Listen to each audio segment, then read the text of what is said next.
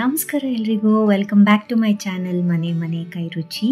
ಇವತ್ತು ನಾನು ಬೇಸಿಗೆದೆಗೆ ತಂಪಾದ ಕುಲ್ಫಿ ಮಾಡೋದನ್ನು ತೋರಿಸ್ತಾ ಇದ್ದೀನಿ. ಇದನ್ನು ಏನಪ್ಪ ಸ್ಪೆಷಲ್ ಅಂದರೆ ಮಖಾನನ ಯೂಸ್ ಮಾಡಿ ಕುಲ್ಫಿ ಮಾಡ್ತಾ ಇದ್ದೀನಿ. ಇದು ಆರೋಗ್ಯಕ್ಕೂ ಒಳ್ಳೆಯದು, ಹಾಗೆ ಒಂದು ಒಳ್ಳೆ ಟೆಕ್ಸ್ಚರ್ ಕೊಡುತ್ತೆ ಕುಲ್ಫಿಗೆ. ಮನೆಯಲ್ಲೇ ಈಸಿಯಾಗೂ ಸಹ ಮಾಡ್ಬೋದು. ಬನ್ನಿ ನೋಡೋಣ ಹೇಗೆ ಮಾಡೋದು ಅಂತ. ಮೊದಲಿಗೆ ಒಂದು ಬೌಲ್ಗೆ ನಾನು 15ರಿಂದ 20 ಗೋಡಂಬಿನ ಹಾಕಿದ್ದೀನಿ. ಇದಕ್ಕೆ 3 ಕಪ್ಪಷ್ಟು ಮಖಾನನ ಹಾಕಿ 1 ಲೋಟ ಹಾಲು ಹಾಕಿ ಒಂದು ಅರ್ಧ ಗಂಟೆ ಕೇಸರಿನ ಹಾಕಿ ನೆನೆಯೋಕ್ಕೆ ಬಿಟ್ಬಿಡ್ತಾ ಇದ್ದೀನಿ. ಒಂದು ಹಾಫ್ ಆನ್ ಅವರ್ ಆದಮೇಲೆ ಇದನ್ನು ಮಿಕ್ಸಿ ಜಾರ್ಗೆ ಹಾಕ್ಕೊಂಡು ನೀಟಾಗಿ ಗ್ರೈಂಡ್ ಮಾಡ್ಕೊಂಡು ಬರಬೇಕು.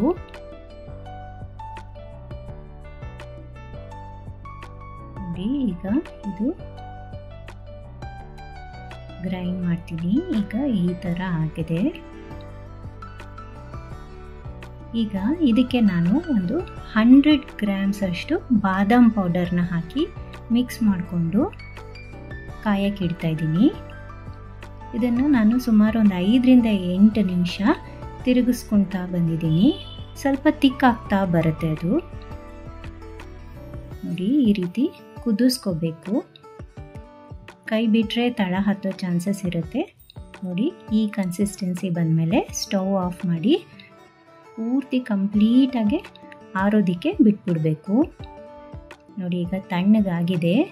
ಇದನ್ನು ಮತ್ತೆ ಇನ್ನೊಂದು ಸಲ ಬ್ಲೆಂಡರ್ ಜಾರ್ಗೆ ಹಾಕ್ಕೊಂಡು ಸ್ಮೂತಾಗಿ ಈ ರೀತಿ ಗ್ರೈಂಡ್ ಮಾಡ್ಕೊಬೇಕು.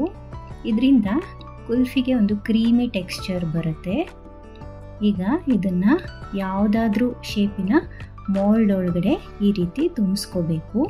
ತುಂಬಿಸ್ಕೊಂಡು 4ರಿಂದ 5 ಗಂಟೆಗಳ ಕಾಲ ಫ್ರೀಸ್ ಮಾಡಬೇಕು. ಮೌಲ್ಡ್ ಇಲ್ಲ ಅಂದರೆ ಯಾವುದಾದ್ರೂ ಒಂದು ಲೋಟದಲ್ಲೂ ಸಹ ಇದನ್ನು ಸೆಟ್ ಮಾಡ್ಬೋದು. ನೋಡಿ, ಈಗ ಇದಕ್ಕೆ ಈ ರೀತಿ ಸ್ಟಿಕ್ಸ್ನ ಇಟ್ಕೊಂಡ್ರೆ ಮಕ್ಕಳಿಗೆ ತಿನ್ನೋಕ್ಕೆ ಈಸಿ ಆಗುತ್ತೆ.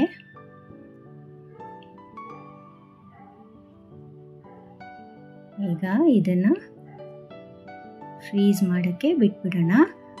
4 to 5 hours ಇದನ್ನು ಫ್ರೀಝರಲ್ಲಿ ಇಟ್ಟ ನಂತರ ನೋಡಿ, ಈಗ ಚೆನ್ನಾಗೆ ಸೆಟ್ ಆಗಿದೆ.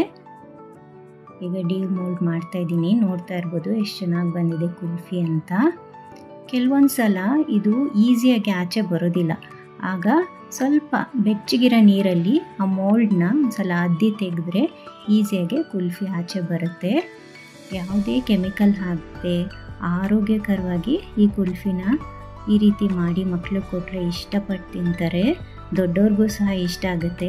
ಟ್ರೈ ಮಾಡಿ, ಹೇಗೆ ಬಂತು ಅಂತ ಕಮೆಂಟ್ ಸೆಕ್ಷನಲ್ಲಿ ತಿಳಿಸಿ ಅಂತ ಹೇಳ್ತಾ, see you in the next video. ಹಾಗೆಯೇ ಈ ವಿಡಿಯೋ ನಿಮಗೆ ಇಷ್ಟ ಆಗಿದ್ದಲ್ಲಿ ಪ್ಲೀಸ್ ಲೈಕ್ ಮಾಡಿ, ಶೇರ್ ಮಾಡಿ ಮತ್ತು ಸಬ್ಸ್ಕ್ರೈಬ್ ಮಾಡಿ. Happy cooking.